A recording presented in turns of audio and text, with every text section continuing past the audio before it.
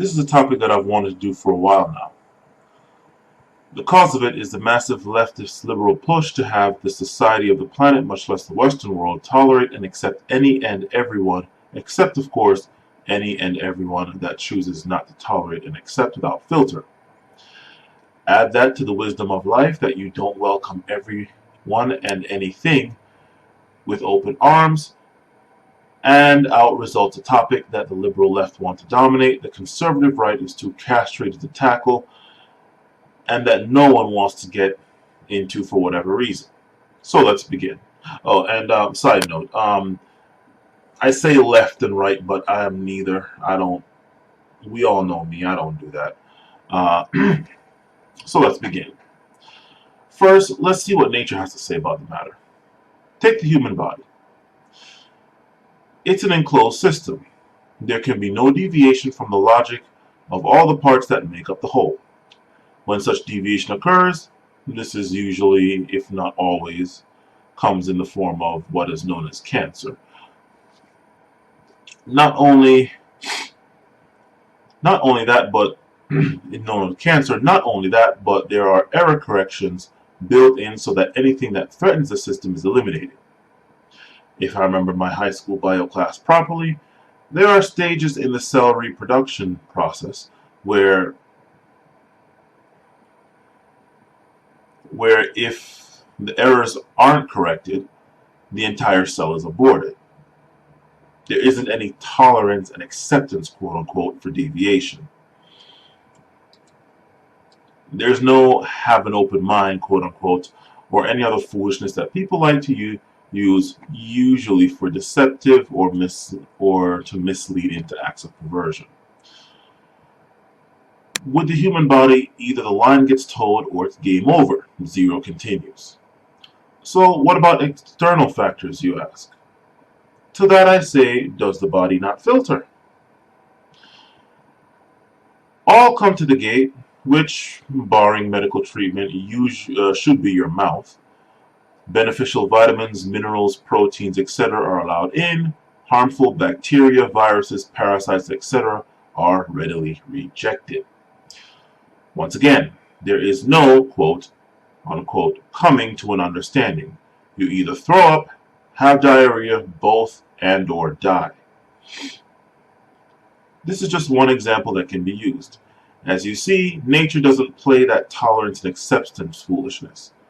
And yet look at how well our bodies function, provided it has all it needs as far as nutrients goes. The next example is one that I was going to make an entire separate video about. Let's look at the safety and survival, or what is better known as what's good and healthy for you, quote unquote. Only let's factor in some uncommon sense into the formula. For flavor, of course. Despite what you claim in public while the cameras are on you, do you accept and tolerate one and all without question? I can tell you right now that if you're still alive, never been to jail, never been injured by some Scarface, Sopranos, Peaky Blinders type shit, or anything else on God's green earth to those effects, you had to have practiced quote unquote selection and exclusion, even to the most minute degree. Why? Simple. Because no one is that lucky that they can be oblivious to the world and not be getting taken advantage of, and not be getting taken care of or protected by their parents and or someone else. A good example of this is the female, sorry, but males don't get this luxury, who is so brain dead. I believe the socially technical term is scatterbrain or bird brain, that you wonder, quote, how the fuck did she live this long and never get tricked multiple times into being gang raped, robbed, beaten, and or in some other way taken advantage of? How the hell is she able to advance this far? Side note, a quick side answer to that example. She isn't as brain dead as you may think, if at all. She's playing dumb to get everyone's defenses down and slip past undetected. A blunt example of this is the Mike Tyson in his prime knockout drunken girl. See how instantly she's 100% sober and mentally sharp as a laser the moment she hears some hetero male's pants zipper unzip. Point proven. Next. The second reason is that no one is that special that they're immune from the evils of life finding them. Not even Christians are that lucky, and they claim to have the entity that created all of existence on their side. They have that, and yet are warned ad nauseum to avoid evil, about avoiding evil. A simple test is to find the most tolerant and accepting person you can find. Usually, if not always, a liberal left. Usually, they're like vocally, outwardly displaying of such tolerance and acceptance. Usually, if not always, a liberal left. Then look at their lives. What they say and do, and more importantly, what isn't being said and done, and the circumstances of each. See if they match up. You will find that they are some of the most unaccepting and intolerant of all, unless you swear allegiance to their mode of thinking. Let's cut the bullshit and get straight down to it. If we're going to bitch about quote-unquote tolerance and acceptance, at gunpoint if possible, then not only are you going to have to tolerate and accept those that don't tolerate and accept you, but you're going to have to tolerate and accept such things as people that have sexual attractions not only to animals, but prepubescent kids, for a literal example. A few things to note about that last part of my sentence, of the previous sentence. First, if you accept the thought that we're born this way, quote unquote, in terms of sexual preference, you'll have to, unless you're intolerant and unaccepting, accept that many other alternatives, including the two I mentioned, are also that way naturally. Next, do understand that this is hurting someone, but that isn't argument, isn't going to work. For a litany of reasons, chief amongst which is, 1, you don't get to decide for anyone but yourself what is or isn't hurting another entity. Not animals or children or a child, unless you're the parents and have legal responsibility for them. And if the parent has no problem with it, you definitely have no say. Not that you did before. 2, what kind of hurting are we talking about here? Physical, mental, emotional, spiritual, some other one not mentioned? According to whose rules?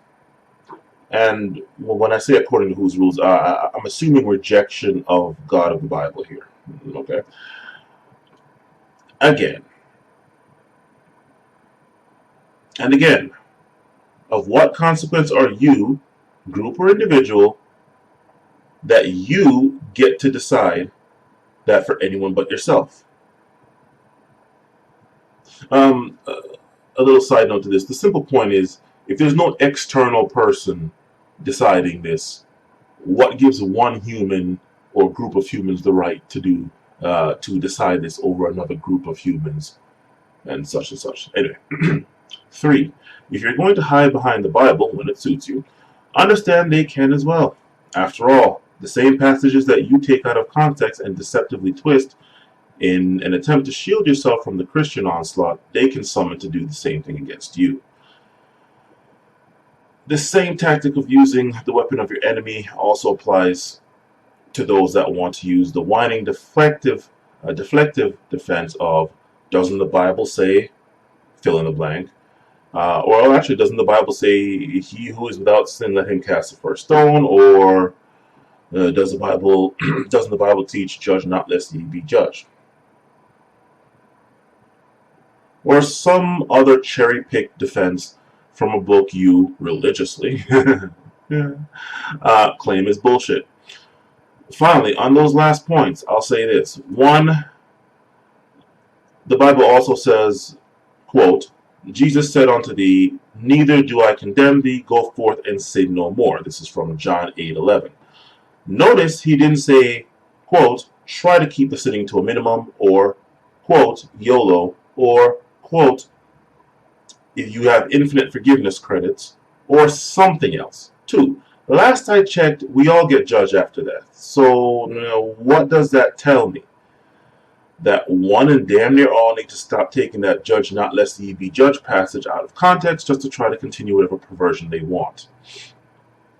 Alright, so let's wrap this up. Despite all of what I just said, none of those are reasons why I don't tolerate and accept one and all no matter what. The main reason I don't is because I don't agree with the thoughts, actions, and stances that most, if not all, have on various topics. I also know that under the mantra of tolerance and acceptance, for any and everything, evil, in all of its forms, is able to run free as the wind and faster than the speed of light. Lastly, and the biggest, is that I want to know who my enemies are. It gets infinitely harder to spot the feminists, the white or non-white supremacists, the misandrists, heterophobes, and all other abominations if everyone is smiling in my face.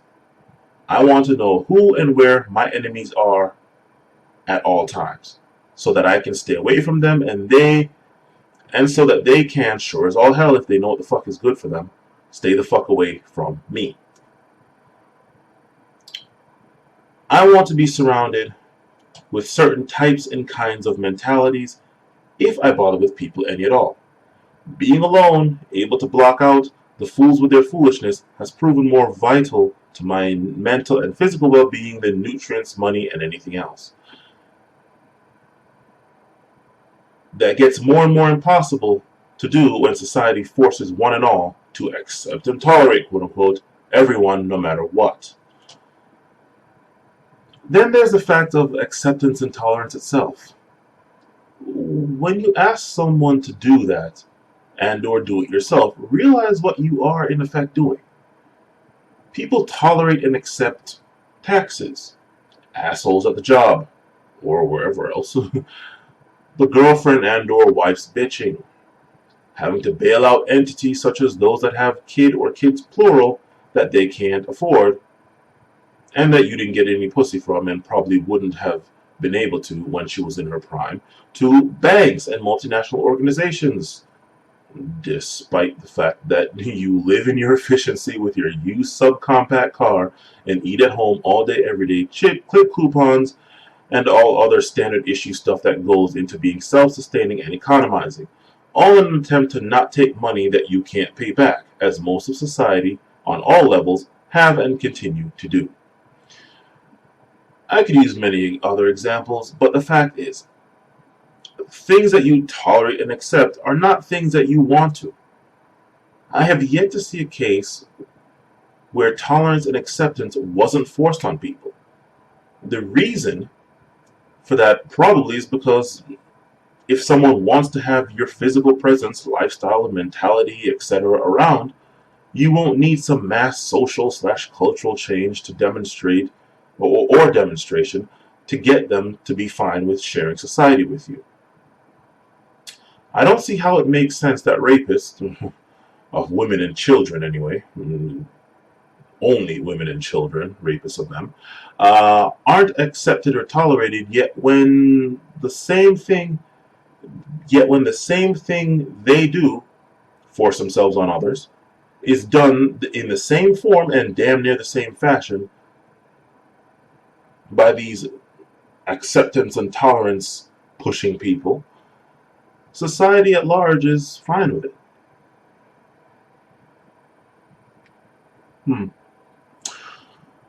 Remember, being tolerant and acceptant of one and all, anyone and anything is no different than your body letting in anything that comes in it.